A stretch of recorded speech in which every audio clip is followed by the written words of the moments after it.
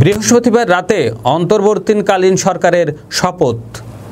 ২৪ ঘন্টার মধ্যে পুলিশের সবাইকে কর্মস্থলে ফেরার নির্দেশ। কুষ্টিয়া কারাগারের গেট ভেঙে পালিয়েছে ৩০ হাজতি। সেনাবাহিনীর প্রধান জেনারেল ওয়াকারুজ্জামান বলেছেন, বৃহস্পতিবার রাত ৮টায় অন্তর্বর্তীকালীন সরকারের শপথ গ্রহণ অনুষ্ঠিত হবে। এই সরকারের সদস্য সংখ্যা হচ্ছে ১৫ জনের।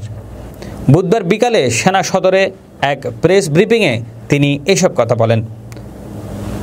২৪ ঘন্টার মধ্যে পুলিশের সবাইকে কর্মস্থলে ফেরার নির্দেশ।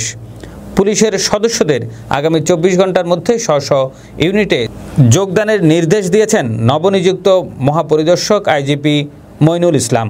দেশের এই অবস্থার জন্য পুলিশ বাহিনীর কিছু উচ্চবিলাসী অপেশাদার কর্মকর্তার সিদ্ধান্তকে দায়ী করে তাদের বিরুদ্ধে আইনি ব্যবস্থা নেওয়ার কথাও বলেছেন নতুন আইজিপি।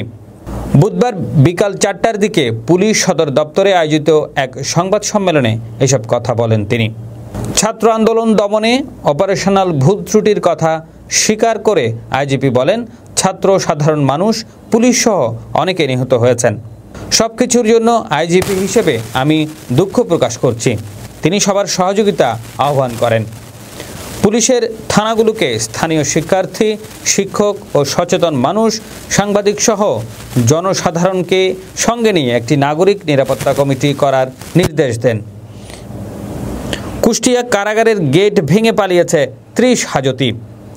কুষ্টিয়া জেলা কারাগার থেকে প্রায় ৩০ জন হাজতি পালানোর ঘটনা ঘটেছে।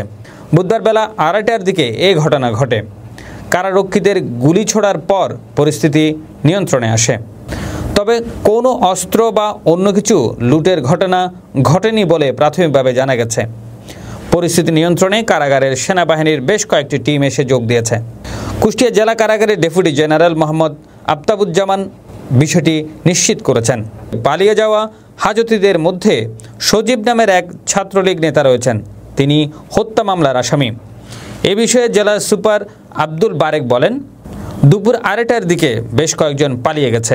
পরে আরও অনেকে বেরিয়ে যাওয়ার চেষ্টা করে। এই সময় পরিস্থিতি নিয়ন্ত্রণে শতাধিক রাউন্ড ফাঁকা গুলি ছোড়া হয়। কুষ্টিয়া জেলা প্রশাসক ডিসি মোহাম্মদ এতেশাম রেজা বলেছেন, কারা বিদ্রোহের ঘটনা হয়েছে, কয়েকজন বন্দী পালিয়েছে, পরিস্থিতি সামাল দেওয়া হচ্ছে। কারাগারের নিয়ন্ত্রণ নিয়েছে সেনাবাহিনী। বিশেষ প্রতিবেদন, চ্যানেল আরএ।